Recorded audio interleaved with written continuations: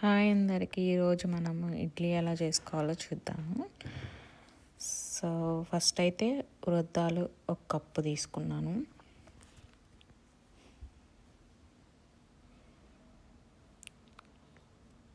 And idli రవ్వ చూసారు కదా,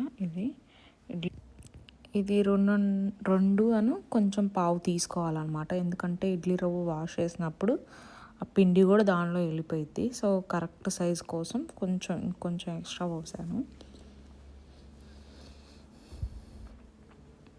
సో ఈ రెండు ఎట్ ఎ టైమ్ రెండు సోక్ చేసుకోవాలి. అదే ఉరద్దాలు ఎప్పుడైతే నానబెట్టుకున్నామో రవ్వ కూడా అప్పుడే నానబెట్టుకుంటే కొంచెం మెత్తగా వస్తాయి అన్నమాట. సో సోక్ చేసి 9 hours సోక్ చేశాను. తర్వాత ఇప్పుడు బ్లెండ్ చేసుకుంటున్నాం ఉరద్దాలు.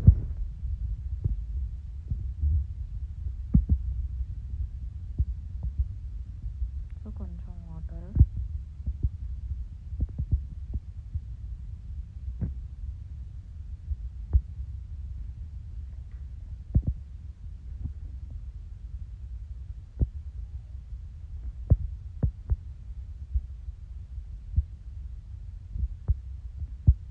స్మూత్గా బ్లెండ్ చేసుకోవాలన్నమాట. పట్టుకోగానే రవ్వ తగలకుండా మెత్తగా ఉండాలి. అప్పుడు ఇడ్లీ బాగుంటాయి.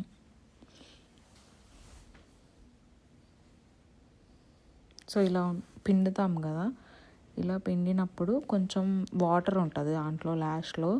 సో అప్పుడు ఆ రవ్వ అంత మంచిగా రాదు పిండడానికి. సో అందుకని 2 కొంచెం పోసాను.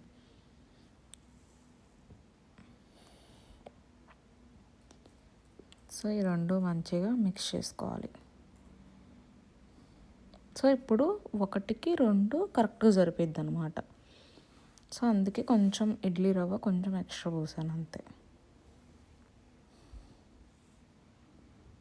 పెట్టి ఓవెన్లో లైట్ ఆన్ చేసుకొని పెట్టుకోవాలి.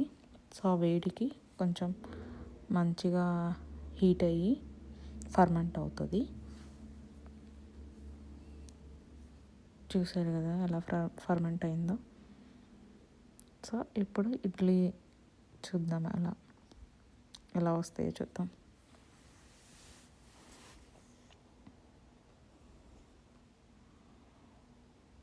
మంచిగా కలుపుకొని ఒక దానికి తీసుకుని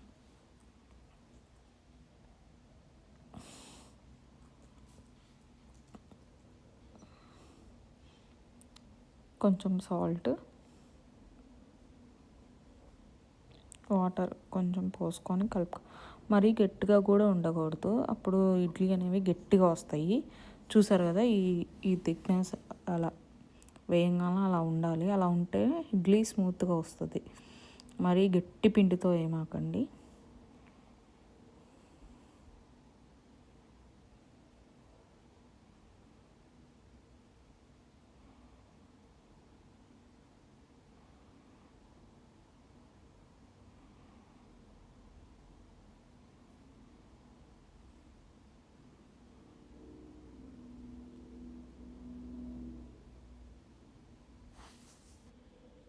సో ముందుగా వాటర్ హీట్ చేసుకొని ఇప్పుడు పెట్టేసి కరెక్ట్గా 12 minutes ఉంచుకోవాలి. 12 minutes ఉంచుకొని తర్వాత మీడియం ఫ్లేమ్లోనే ఉంచుకోండి. ఆఫ్ చేసేసి ఒక 5 minutes అంతే ఉంచండి. ఎందుకంటే ఆ 12 minutes తర్వాత ఆ కింద ఉన్న వాటర్కి అవి మంచిగా ఇంకా ఏదన్నా పిండిగా ఉన్నా కానీ మంచిగా అవుతాయి అన్నమాట. సో కొంచెం సేపు ఉంచితే 5 minutes అలా ఉంచాలి. ఎప్పుడైనా ఇడ్లీ అయిపోయిన తర్వాత 5 minutes ఉంచితే వేడికి ఇంకా మంచిగా అవుతాయి. సో ఇప్పుడు స్పూన్ని వాటర్తో తడిపి తీస్తే మంచిగా వస్తాయి. చూసారు కదా అలా వస్తాయి.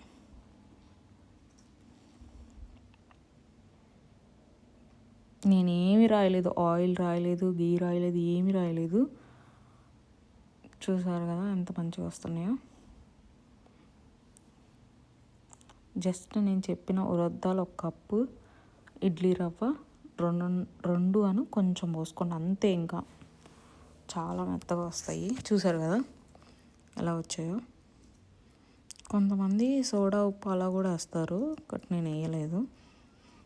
సో ఈ వీడియో కనుక మీకు నచ్చినట్లయితే please like, share and subscribe. Thank you.